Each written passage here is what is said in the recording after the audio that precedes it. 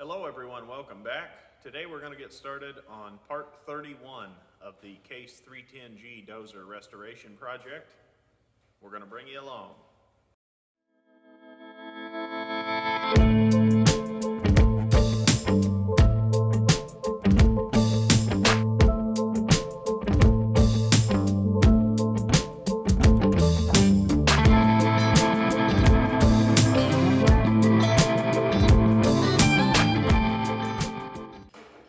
We're going to open the transmission rear case.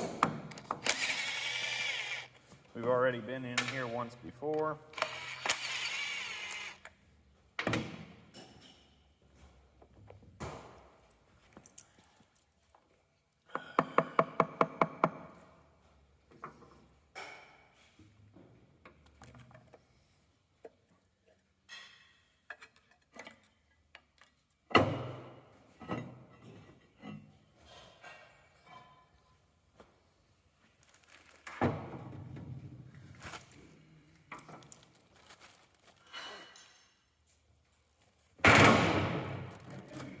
It's not what you want.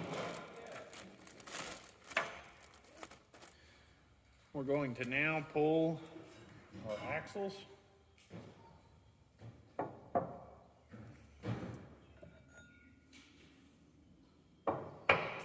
We'll get these labeled left and right. In the book, it didn't really talk about keeping these the same. I believe they're identical, but I don't want to take the chance. We now have to remove the band adjusting bolt here. We have a pin here, a pin right here to remove.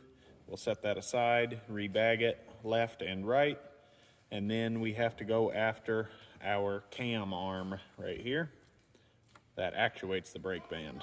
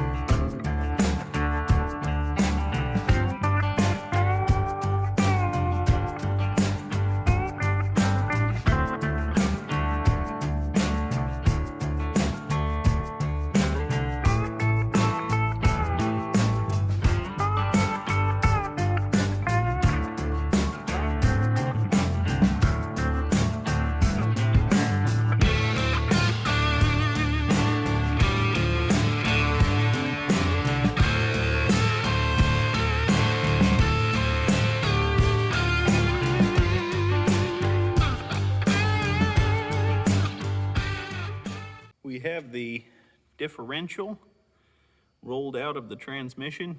You can see we kind of have sludge, grime, and gunk everywhere. It was interesting to me. I did not need to remove our actuator levers here, but I still will do that just to make sure there's no seals in here that need replaced, and make sure everything is good and functional, of course. Look inside the transmission, or the rear end, I should say. Here we have our parts. Starting to lay those out. Here's the differential. And in the book, it talks about if there's scoring on our brake band surface here to replace them. So I'll have to check on that. I don't know if parts will be available. And here they say if these are glazed, which these are, you can actually see my reflection in them of my finger right there. These are heavily glazed. Everyone swears up and down that you're supposed to use a mineral oil in this. That's what I'm going to use, of course, but perhaps it doesn't make this glazing effect like it talks about. Apologize for the audio. We're going to continue right along. Charles is right behind me shooting his video. It's kind of fun to work out here in the shop together. We're going to pull the cover off of our counter shaft, and then we're going to remove the shifting body right here. got just 4 bolts and 3 here.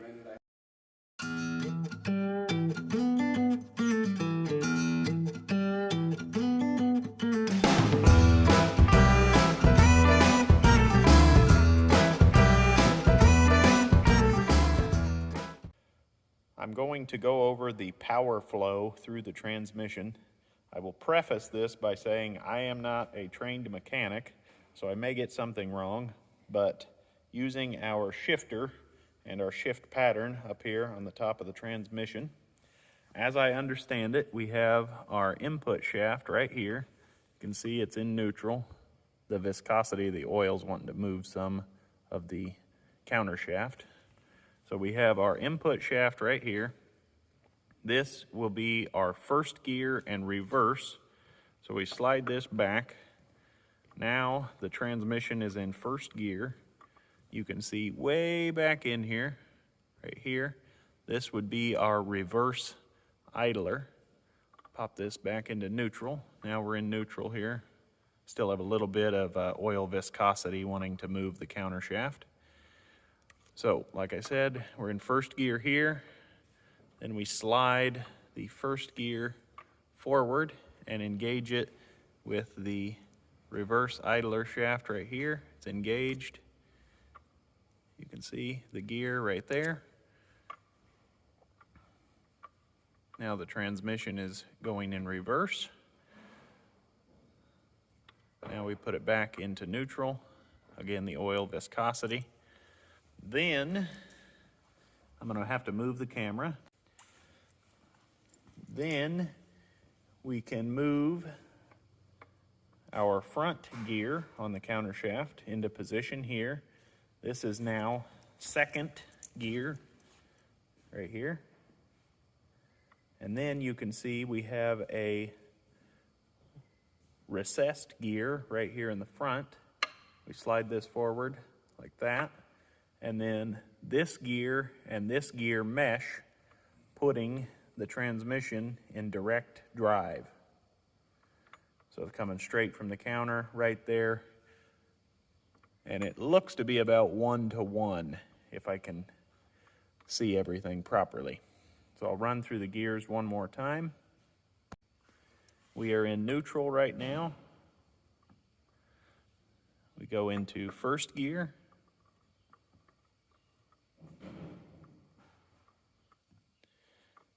We go into reverse.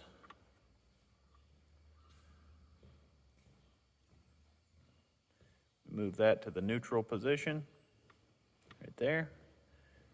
We go into second gear,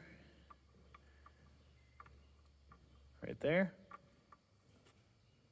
And then we go to direct.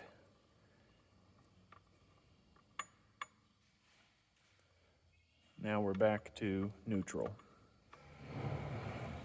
Take you guys off of the tripod now and show you some of the profound wear we have throughout the transmission. Apologize for the lighting. Charles is out earling around, doing stuff, working on his projects.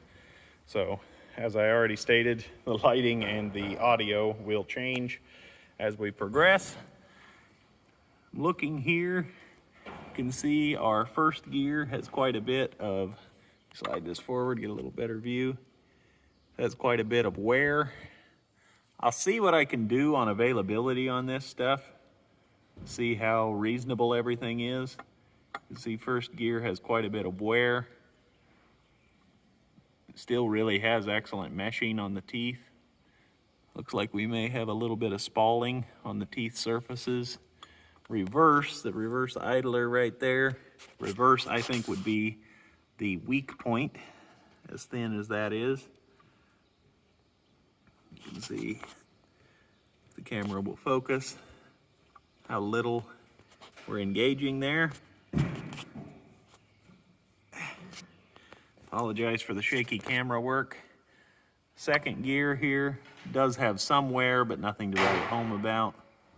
These were always ground when you put them in. Just looking here for spalling on the surfaces. is what it is. And then direct or third gear, of course, is very, very marginal because it was hardly used. When you get these wound up into third gear, you are zinging, that's for sure. And then here we can bind the transmission if we wanted to.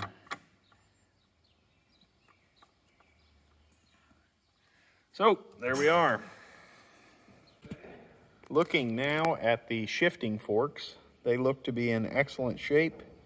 I can still see some of the pock marks from the casting process. And we had one gear rubbing a little bit here, but nothing to write home about. They look really, really good if the old camera will focus. Flip this. You can see this side as well. Everything looks excellent, I should say, on our shifting fork. So,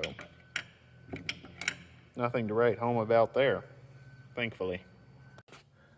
I do believe I am the second person to be in the transmission. You can see they staked the nut down. They did a heck of a job doing it, I will give them that. But it looks like to me, right here, that someone had ground the material out where they staked it down the last time. So that is very interesting to me. It's kind of cool to see that I might be the second person to do work in this transmission. I could be mistaken on that, but it seems to make sense. Our first order of business is going to be removing our input shaft here. The manual clearly states that you need to drive it this way, pulling the unit this way from inside the case. So that's what we're going to get started on right now.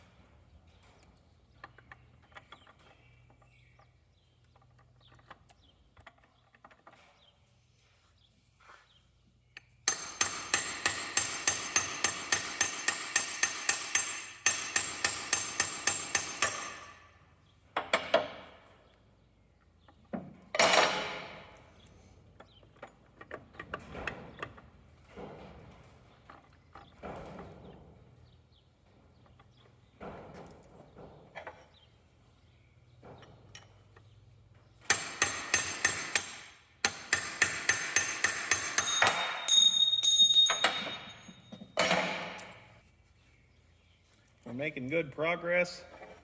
We've got rid of our outer race of our bearing.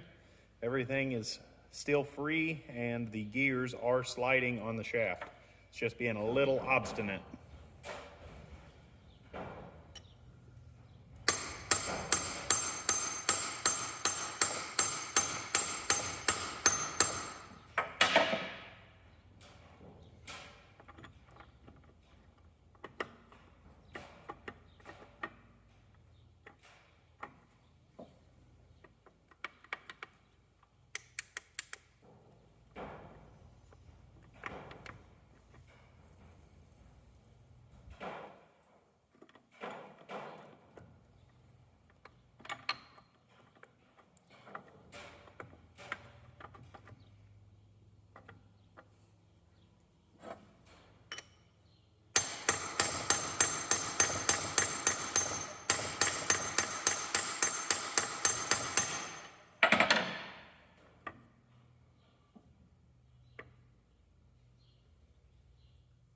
Almost there. Still no issues to report.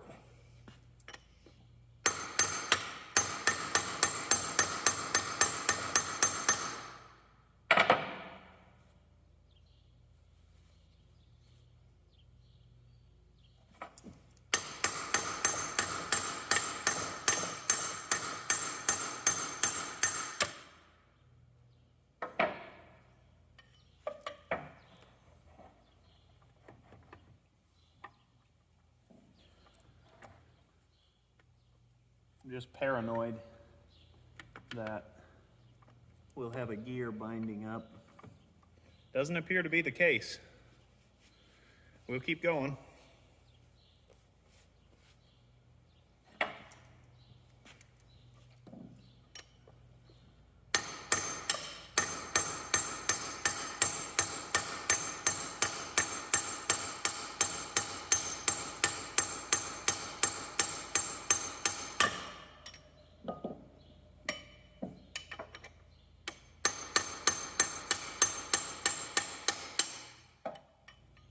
Home free now.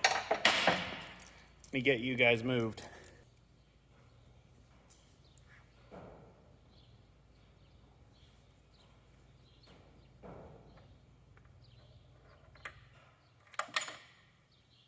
That's just our bearing, which we can retrieve almost at any time.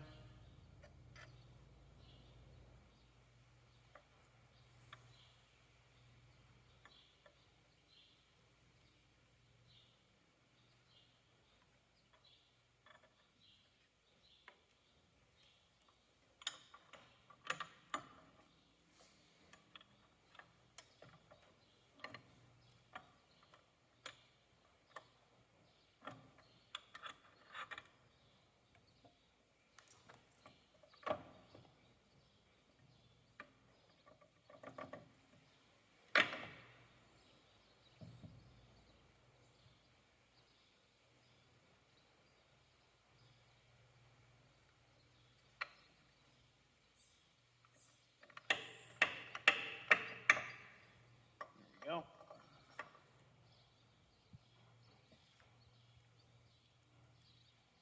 Gonna get another paper towel.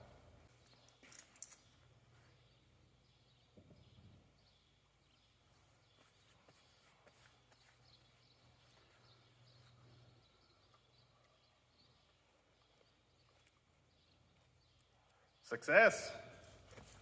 I love it.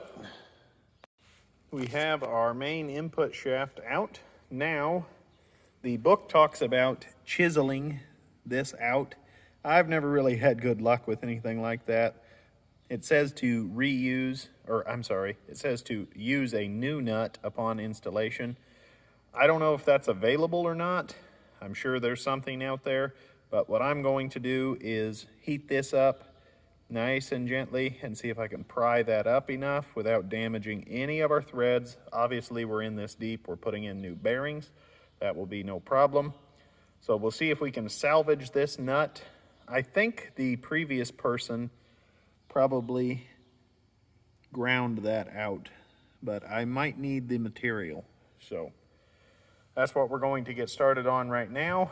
And then this nut will come this way.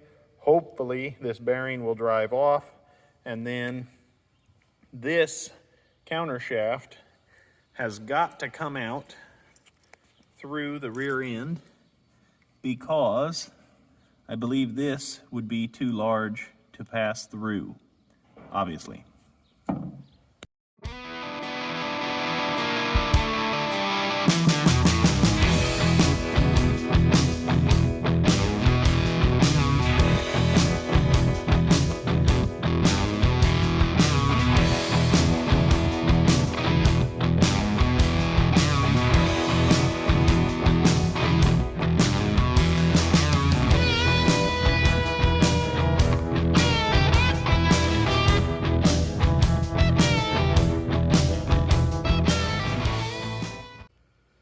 You can see here we have our staked nut pried up just about perfect. We're a little bit proud of where we actually needed to be, but that's just fine. We may need to reuse that nut. I hope not. The Nut size is 1 5/16 inches. A little bit of an odd one. We'll see if we can get it popped loose. I have my hammer handle wedged into the counter shaft. Hindsight being 2020, it would have been nice to jam the transmission and then see if we could get this nut loose before we had to mess with this. We'll try this and see what we can do.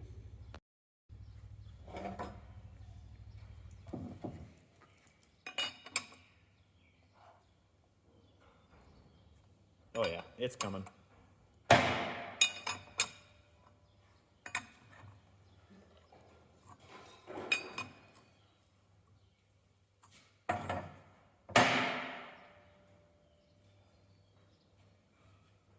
Oh, it's already cooled off.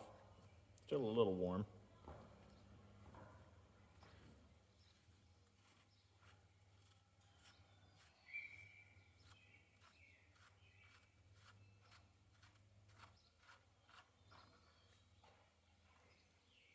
There we go.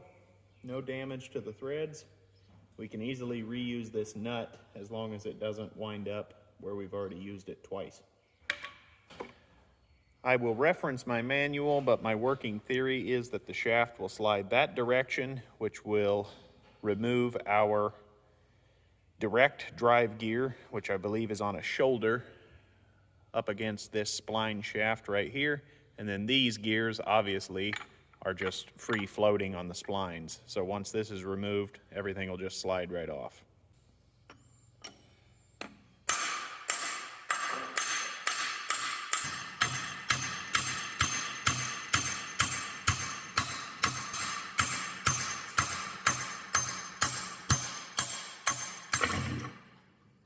Here you can see we have our very, very thin washers.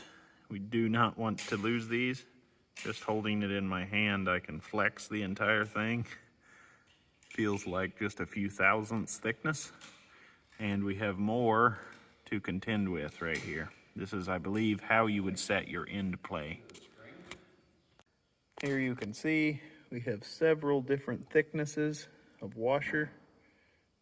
This one is quite thick, and some of them are just paper thin, like I already had demonstrated. Leave those stacked as they were. Here we have a very special oil inlet washer. This rides right up against this gear, and you can see we have a bronze bushing in there. So we will now very slowly and methodically start pulling the counter shaft.